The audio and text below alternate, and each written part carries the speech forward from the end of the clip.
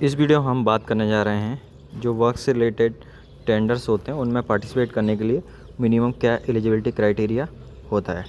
तो basically works हो या सर्विस हो, उन दोनों कॉन्ट्रैक्ट में पार्टिसिपेट करने के लिए कुछ मिनिमम एलिजिबिलिटी क्राइटेरिया होता है। और इस मिनिमम एलिजिबिलिटी क्राइटेरिया में दो क्राइटेरिया आते हैं। एक आता है टेक्निकल क्राइटेरियन जिसको हम बोलते हैं वर्क एक्सपीरियंस, और दूसरा आता है फाइनेंशियल क्राइटेरिया। तो सबसे पहले हम वर्क एक्सपीरियंस की बात करते हैं।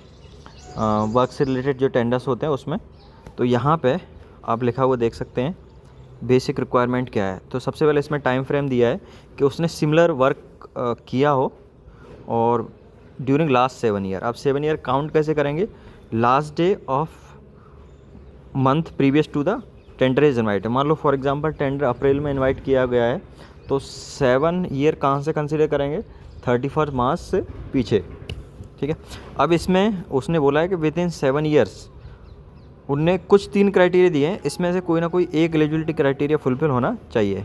तो पहला क्राइटेरिया ये है कि उन्होंने 3 सिमिलर काम किए हों और हर काम की जो कॉस्टिंग है वो मिनिमम 30% होना चाहिए टेंडर के वैल्यू के। जैसे फॉर एग्जांपल 1 करोड़ का टेंडर है तो उसने 30 लाख के कम से कम 3 काम पूरे किए होने चाहिए, सिमिलर काम। या फिर दूसरा क्राइटेरिया है कि 2 सिमिलर काम पूरे किए हों और हर काम की जो कॉस्टिंग है वो मिनिमम 40% होना चाहिए।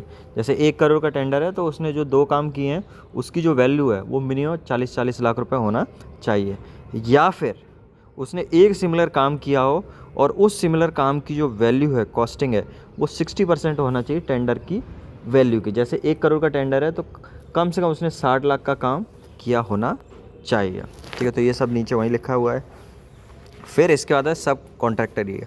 अब जैसे कोई बड़ा काम होता है तो जो कॉन्ट्रैक्टर है वो भी उस काम का एक हिस्से को किसी को दूसरे को कॉन्ट्रैक्ट पे दे सकता है, इसको बोलते हैं सब कॉन्ट्रैक्टर, ठीक है।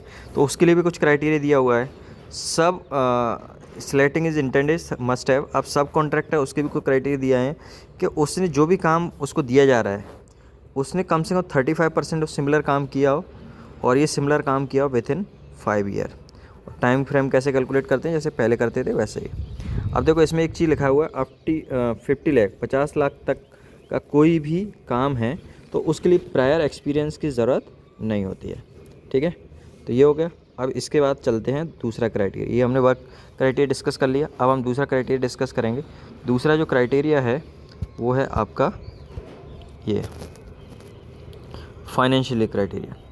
तो फाइनेंशियल क्राइटेरिया में क्या है आप देख सकते हैं कि यहाँ पे लिखा हुआ 1.5 into tender value upon completion period, मतलब 150% होना चाहिए और कितने साल में कंप्लीट हो रहा है उस पर भी डिपेंड करेगा, ठीक है।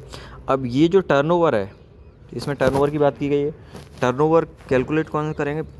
लास्ट 3 ईयर का फाइनेंशियल ईयर का। और ये कैसे वेरीफाई करेंगे? ऑडिटेड बैलेंस शीट से वेरीफाई करेंगे। और कुछ इंपॉर्टेंट पॉइंट है, जो बैलेंस शीट है वो CA से सर्टिफाइड होना चाहिए, टर्नओवर सर्टिफिकेट होना चाहिए या कोई दूसरे फाइनेंशियल सपोर्टिंग डॉक्यूमेंट्स होना चाहिए, ठीक है। ओके, सो ये दिया हुआ है और इसमें ये दिया है। तो work experience certificate private company से अलाउड नहीं है, ठीक है, ठीक है। तो ये सब दिया हुआ है, ठीक है। Thank you.